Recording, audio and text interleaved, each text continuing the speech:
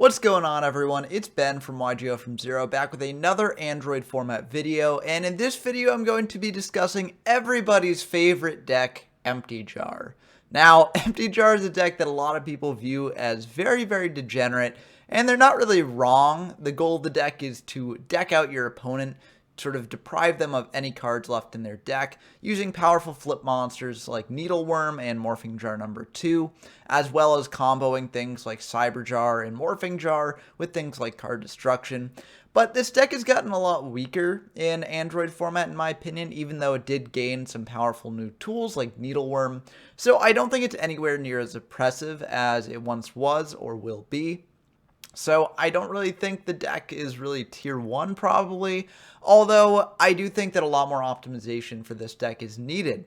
The list that you see before you is a very preliminary build, and I think that even after playing one match, I would make some changes to it, which I'll get into during the actual games themselves. I'll talk about which cards I was really missing in the main and side deck. But I do think that, even with optimizations, this deck might not reach tier 1 status. That being said, I still think those optimizations can make the deck a lot better, and I think that as is, and with those modifications, the deck can be an easy tier 2 contender. But before we dive in to the deck breakdown in the games, if you enjoy this sort of Android content, or just content about these old retro formats in general, then please do subscribe to the channel. I've got a lot more fun Android videos coming up, and I've also got videos for a variety of other formats after Android. So if you want to follow my journey through these historical Yu-Gi-Oh formats, then subscribing is the best way to do so. If you want to play any of the formats that I cover in my videos for yourself, then we have a Discord server. The link will be in the description down below, but it's a great place to find games in all these obscure and underexplored formats. We also hold monthly tournaments in that Discord as well, so if you want something a bit more competitive, that's for you.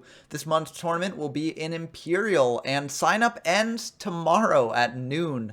So, you've got a very short period of time left to sign up, but we'd love to have you in the tournament. It should be a lot of fun. And lastly, if you enjoyed the video, as always, please do leave a like down below. It really helps out the channel quite a bit. But with all of that out of the way, let's discuss this deck. So, as I mentioned, the main goal of this deck is to win by deck out using powerful flip monsters. The big new tool that this deck got in Tournament Pack 3 was Needleworm. Needleworm is a flip monster that sends the top 5 cards of your opponent's deck to the graveyard. So we are playing 3 copies of this because if we're able to use this consistently and maybe loop it with things like Spear Cretin, we can very easily deprive our opponent's deck of cards and potentially deck them out just through Needleworms. Now, there is a hard counter to Needleworm in this format that does see consistent side deck play, and that's Penguin Knight. So when Penguin Knight is in your opponent's deck, it becomes a lot harder to win, but it's not impossible, and I do think that Needleworm is generally still a good card to include even after siding, as, if you do get unlucky and hit the Penguin Knight, then you're kind of out of luck. But otherwise, there are other ways for the deck to mill your opponent out that doesn't involve sending directly from deck to grave. In addition to Needleworm, we're playing a full suite of flip monsters that are very strong to recycle with our Spear Cretins, as Spear Cretin can get back any of our flip monsters from the graveyard and have them reuse their effect. So of course, the ideal targets for Spear Cretin would be something like a Morphing Jar number 2, which shuffles all monsters on the field back into the deck, and then can cause your opponent to mill a lot of cards potentially if they don't hit monsters off the top, and they had a lot of monsters attacking in. So Morphing Jar number 2 is probably the most powerful card in this deck in my opinion, but there are some other good cards to recycle as well, like Morphing Jar, which can discard your opponent's hand and draw them 5 deeper, Cyber Jar, which can also clear aggressive pressure like Morphing Jar number 2, but is a bit riskier because of the potential to give your opponent a lot of attackers and you none. So this card is a bit rough, but it does pair with card destruction a bit better than anything else in the deck. And also, of course, things like Magician of Faith, which can get back your powerful spells like card destruction, Pot of Greed, etc.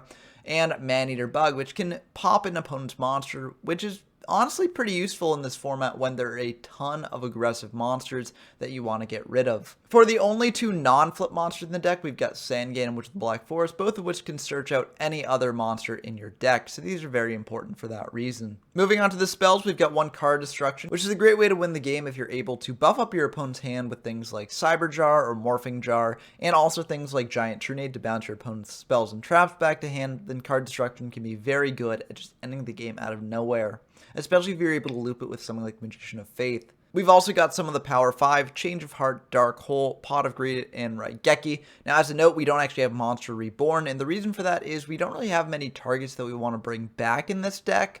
I guess Witch and Sandgame would be the best ones, but everything else is kind of underwhelming to bring back. We could bring back one of our opponent's aggressive pressures to, sort of clear their board that way, but I don't know. I feel like it's a bit too iffy to include here, so we're not actually playing Monster Reborn. Similarly, we're also not really playing many of the hand rips. The only one that we're playing here is Forceful Sentry because it gives us hand knowledge, and while it does stack a card back on top of their deck, making it a little bit harder to deck them out, I do think that the hand knowledge and the lack of life point cost is very important here. This deck can often play very risky and wind up with a very low life point total before it actually manages to deck their opponent out. So I do think that the 1,000 life points that Confiscation and Delinquent Duo ask for are pretty important, and thus we're only playing Forceful. Honestly though, in future versions of the deck I may even cut this out, because it is kind of underwhelming in a lot of cases, although it is great when you draw it in the opener, or off of like a Morphing Jar activation. For the other spells, we've got 3 Mystical Space Typhoon in addition to our Giant Trunade. Maybe these aren't as necessary because you do have the Trunade, but these are great when your opponent has something like an Imperial Order that they're activating to stop your big combo plays. You definitely do want to see these. So maybe in the future I'll cut down on these a little bit, but I do think they're pretty nice for what they are. We also have a painful choice here to set up our graveyard with powerful flip monsters to bring back off Spear Queen. We can also send a card Destruction to get back off of Magician of Faith, so that's very nice as well. And lastly, for the spells, we've got a Swords of Revealing Light to stall your opponent a bit. There is a lot more spell and trap removal in this format, but I do think that swords can be very useful as your opponent won't always have it. For the traps, we've got an Imperial Order to shut down our opponent's Nobleman of Crossouts and any other powerful spells that they could have to disrupt our plays. We've got a Mirror Force to stop their aggressive pressure. We've got 3 Solemn Judgments. Similarly to Imperial Order, you want to use these to stop your opponent's big plays. And we've got 3 Waboku. This is chainable to spell and trap removal, and it also does protect your monsters for a turn. For the side deck, we've got 3 Acid Trap Holes. These are to bring in as they are great counters to things like Nobleman of Crossout and Ceasefire. If your opponent activates one of those, you chain Acid Trap Hole, you flip up your monster will get destroyed, but you will be able to trigger the flip effect. And you can even use this as sort of a proto Book of Tayu to sort of trigger your flip monsters preemptively in a way that lets you win the game potentially. And I include this in the side because, games 2 and 3, your opponent's likely to have more Empty Jar hate. But I do think that maybe this could even be included in the main deck. We've also got 3 Dust Tornadoes in case we're up against a more back row focused deck. We've got 3 Gravity Binds in case we're against a more aggro deck. We've got 3 Magic Jammers in case we need even more negation. And we've got 3 Solemn Wishes in case we're up against Burn. Now, I think there are a lot of changes you can make to this deck. For instance, I think the deck should be playing an Upstart Goblin probably. As you do want to draw into your combo pieces as quickly as possible, and you don't really care about increasing your opponent's life points. And again, as I mentioned, I think maybe you should play some number of Acid Trap Holes in the main deck. But I do think that as is, this deck is perfectly adequate, and I do think that it can enable you to have some pretty great games. So speaking of those games, let's dive into some now. Okay, we've got a game against Soul65, a frequent guest on the channel, who you may recognize from the Burn video that I did yesterday. It's kind of funny because, the past couple games I've played against them, I've just been playing these degenerate stall decks. But either way, the games were still pretty fun. So we are playing Empty Jar, unclear what they're on, but we will win the rock, paper, scissors, so we will be able to go first, which is pretty nice here. We are going to go first indeed. And, ooh, this is a pretty good opener. That Pot of Greed's very nice. We'll fire that right away, see what we get. Oh, we get a Magician of Faith. Wow, that's insanely good. We'll set the Magician of Faith, set an Imperial Order in case they've got, like, Change of Heart, Nobleman, or Raigeki, and a Waboku, just in case. They get a ton of aggressive pressure here, but I'm not too concerned. They're going to fire Pot of Greed of their own. We're just going to fire Imperial Order. We're the only ones getting card advantage here. They're going to set one and pass back to us, and Solemn Judgment's okay. Not the best here, but we will flip up this Magician of Faith to grab back the Pot of Greed, so we do let the Imperial Order die. And we're going to draw 2 with that. We draw another Magician of Faith. Wow, we could just get super greedy here, and it looks like we are indeed going to do that. We'll set this other Magician of Faith, set a Mirror Force as well, and pass back to them. If they've got heavy here, we do have Waboku, so it's not the worst thing in the world. And they're going to bring out a Sangan here. That's fine by us. They're going to attack into our set, which lets us get back the Pot of Greed, so we're perfectly fine with that. And they're going to pass back to us. Needleworm's a pretty great draw. We're going to fire this Pot of Greed. Draw 2. Those are pretty good ones. We're going to set the Needleworm, switch the Magician of Faith to defense, and set a Mystical Space Typhoon, as we are at 7 cards in hand, so we do need to set something here, unless we want to discard. They're going to tribute off a Jinzo, which is a bit unfortunate. They will get a search off the Sangan here. And it's a little bit rough, but our Morphing Jar number 2 will be able to deal with the Jinzo, so it's not the worst thing in the world. We've also got Man-Eater Bug as well to clear the Jinzo, but Morphing Jar number 2 probably is the better option. They hit the Needleworm here, and they're going to mill 5, and those are 5 good ones. We're happy to see those go. They're going to attack in to our Magician of Faith with the Tomato, and they will think about this for a bit. Set 1, pass back to us. We draw a Mystical Space Typhoon. We're just going to set the Morphing Jar number 2 and pass back to our opponent. If they've got Nobleman of Crosseye or Raigeki, then we get uber punished here, but we do have the Spear Cretin to bring back the Morphing Jar number 2 afterwards, so it's not the worst thing in the world. They've got Change of Heart. That also punishes this a little bit, but the good thing is that if they flip up the Morphing Jar number 2, then they'll have to shuffle their own board back, so they likely aren't going to do that. They're just going to attack in for a ton of damage here, which is quite unfortunate. But we do have the Morphing Jar number 2, so we do feel pretty good about this. We're just going to flip that up preemptively, as they know what it is, and they likely will use something like a Raigeki or a Nobleman of Crossout. So we just want to get use out of the Morphing Jar number 2 here. Even though it's a bit unfortunate, we do have to bring out a monster of our own. So not the best, but Spear Cretin's an okay one. That can enable us to get back the Magician of Faith, which is pretty good. They're going to mill a bunch, and they hit a Mystic Tomato. We're happy with that. They hit a Jinzo. That's really unfortunate. The Jinzo enables them to get that back off of the Spear Cretin, so that's really rough. And they hit a Magician of Faith as well, which will enable them to get back the Pot of Greed. So this is not the best hits off of us for the Morphing Jar number 2. We got to think about exactly what we want to do here. We're just going to set this Man-Eater Bug, set a Solemn Judgment, and set a Woboku and pass back to them. Now, I think maybe this was a bit greedy, setting the additional Woboku here. The reason we did it this way is because we didn't want them to Mystical Space Typhoon whatever new back row we set. And we do want the Solemn Judgment online for if they flip up the Magician of Faith here. We don't want them to get the Pot of Greed, although then again we could maybe let them have the Pot of Greed, as they're drawing 2 deeper into their deck, so that gets us closer to our win condition. But I think it's probably for the best to just prevent them from doing that. They could also get back a Change of Heart with the Magician of Faith, so we just want to cut them off of that. We will drop down to 1,400, but we were already pretty low, so it's not the biggest deal in the world. They're going to flip up a Mystic Tomato, attack in to our Spear Cretin here, and we're going to think about exactly what we want to do here. Do we want to use up a Woboku or a Mirror Force? And I guess we're just going to let the Spear Cretin die, because we can just flip up the Man-Eater Bug to pop the Jinzo potentially here. And they're going to actually bring back Magician of Faith. That makes sense. They'll be able to get back a Pot of Greed here, but they will not be able to do that at all. We're going to flip up this Magician of Faith, and we're actually going to think about what we get here. We could get Pot of Greed, but we're actually going to grab the Card Destruction. We're going to Raigeki their board away there. They will get a search off the Witch, which is why we fired the Raigeki, because we wanted to have them get a search, and this will buff up their hand for Card Destruction a bit more. We're going to fire a Giant Trunade here. They're going to fire a Mystical Space Typhoon on their own Skull Lair. So this will deprive them of 2 cards in hand and make Card Destruction a lot iffier to activate here. So we're not actually going to activate it yet. We're just going to attack in with the Magician of Faith. Main 2, we're just going to set a full back row here, pass back to them. They are going to fire a Dark Hole, which is a little bit unfortunate. We will, do the thinky face just to bluff that we have something here, but we will just let that go. And they're going to bring out a Kaiku, which is kind of rough. We're just going to fire a Woboku to prevent that Kaiku from being able to get in and banishing our graveyard.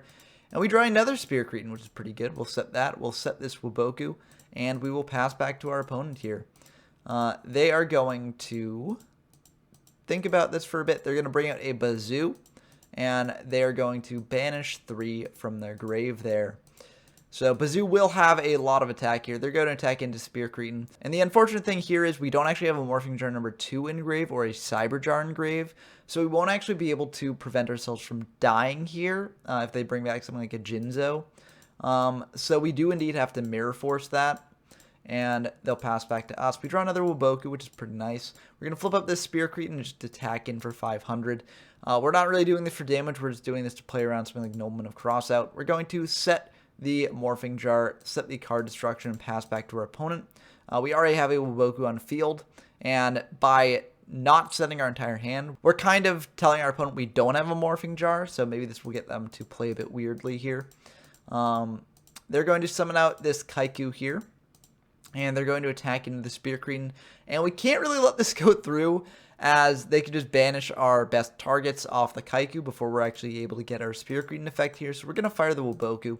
They're going to set one, pass back to us, and Solemn Judgment's a pretty great draw here. We're just going to set our hand, flip up a Morphing Jar here, and they'll discard one, and we'll both draw 5. That Morphing Jar number 2 is a great draw. Both of those are actually pretty great. We draw 2 Needleworms as well. Wow. This is a pretty great hand here. If we card destruction, maybe set on Needleworm, I think we'll be in really good shape here. So that is indeed what we are going to do. We're going to fire this card destruction. We unfortunately don't hit many powerful spells like Raigeki. We'd really want to hit like Raigeki or Nobleman of Crossout. Unfortunately, we don't quite do that. But we do have the Needleworm on field, so that's pretty good. And we are going to draw 4 off that. We're also going to set this Solemn Judgment here, just more installation. And we'll pass back to them. They're going to fire a Nobleman of Crossout on our Needleworm, and we actually have to think about this quite a bit, because if we fire Solemn here, we do have an additional Solemn, so we could Solemn potentially like a Raigeki as well, but we're dropping down to a point where Morphing Jar is very vulnerable, and we do have one Waboku here, so we could potentially tank that hit, but if they've got something like a Cannon Soldier as well, then we just lose the game. So it's kind of iffy, but I think I'm actually okay just letting the Nobleman go through.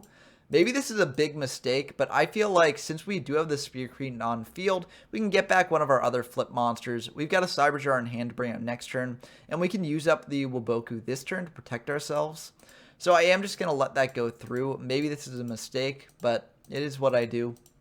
And they're going to attack into the Spear Cretin. We're going to fire a Waboku here, as we will just lose the game if they're able to get our Jinzo off that.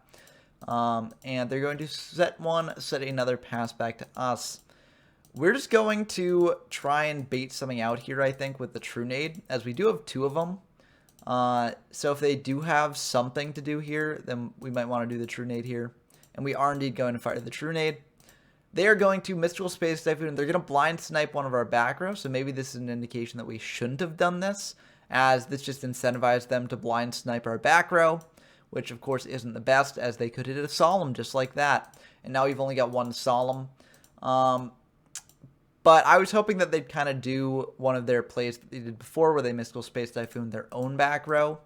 So it just kind of backfired on us, and we've only got 1 Solemn now, but we kind of got to save this. They've got Raigeki, and we do have to Solemn Judgment that, I think. I guess we could let that go through, and then, you know, with the Spear Cretin, get back Cyber Jar. But the issue is that they'll get back a Jinzo with the Spear Cretin, and then we won't have any negation. So, I mean, I don't know. I feel like it's probably best just to play it safe and Solemn this, but it is very risky. If they've got a Cannon Soldier, they basically win here either way. So we are just going to fire the Solemn, and they're going to bring out the Cannon Soldier, and that will be the end of the game, unfortunately. I think that even if they had not blind sniped the 3rd Solemn that we had, I still think we would have been in a pretty rough spot, as they could have just attacked into the Spear Cretin with the Kaiku, brought back a Jinzo, and then summoned out Cannon Soldier either way. So I do think that this would have been the end of the game no matter what, and it's quite unfortunate. You know, if we had had the Acid Trap holes in main deck to serve as like a combo enabler, maybe this would have been a bit different, as we could have just Acid Trap hold our own Cyber Jar to sort of pop the field and get them down to no cards in deck. But it's a bit iffy, and either way, they would have had like a Jinzo on field at that point, and they would have been able to summon out the Cannon Soldier for game. So we weren't quite able to get them all the way to dead there, although we did get really close, which I do think does show the power of this deck. However, it's just a major uphill battle in every game you play, as it is a very passive deck. And if your opponent does have things, you don't want to cross out, then you're kind of in a tough spot. Going into games 2 and 3, it's very likely that they will have Nobleman of Crossouts in the deck. So this will be a bit unfortunate here probably, but we just gotta hope that they don't have Noblemans, or we've got some ways to stop them. We did side in the Acid Trap holes here, so let's see if that helps us out. Needleworm is a pretty good starting draw, especially when we got the Spear Cretin to loop that a bit. So we'll set Needleworm, set the Waboku. If they've got Nobleman, they've got Nobleman. Nothing we can really do about that. And they do indeed have Nobleman. That's really unfortunate, but that was kind of our only play, so we had to do it. And they're going to bring out a Kaiku attacking in for 18. We could Waboku this, but we've got no cards engraved, so it doesn't really matter. And they're just going to set 3 and pass back to us. That's not really a big deal. We've got Trunade to bounce them back. But we are just going to set this Morphing Jar number 2, set the Giant Trunade here, and pass back to them. If they've got another Nobleman, we're just in really bad straits, but it looks like that they're not going to do that. They set one probably playing around Morphing Jar, and we get lucky that they did that because we've got Morphing Jar number 2. Unfortunately, they mill a Witch right away, and they mill Painful Choice and Kaiku, and Painful Choice is probably one of the cards that we wanted them to keep in deck, as it gets them 5 cards deeper into their deck. So kind of unfortunate that we milled that. And they did indeed get back some monsters very early, so we didn't really mill as many as we'd like to. But we do have Spear Cretin to recycle the Morphing Jar later, so we feel pretty fine about that. We're just going to set the Spear Cretin, and unfortunately, they'll flip up the Kaiku, and then flip up the Witch, and then they're going to fire another Nobleman of Crossout. And this is pretty much the end of the game. There's not really much we can do now that both our Spear Cretins and our Needleworms are gone. We do have one more Morphing Jar number 2 in the deck, so we could use that later. And we do have card destruction in hand, so it's not the end of the world. There are ways that we can scrounge out a victory here, but they're very few and far between, so it's very unlikely we're going to win at this point. But we gotta play this out and see what happens here. So they're going to attack in for 2,900, banish the Morphing Jar number 2. We are fine with that, as, we could Waboku, but we don't really need to preserve our graveyard anymore, given that we're out of Spear Cretins. So they're just going to pass back to us. We've got a Mystical Space Typhoon. We're just going to fire Swords here, see if we can get that online for a couple turns. And we do have the Trunade to bounce it back to hand later. Magician of Faith is decent, but not really right now, as we don't have any spells engrave. So not really that good. They're going to set 2, pass back to us. We draw a Maneater Bug, which is pretty nice. We're going to try Giant Trunading here to get back the swords.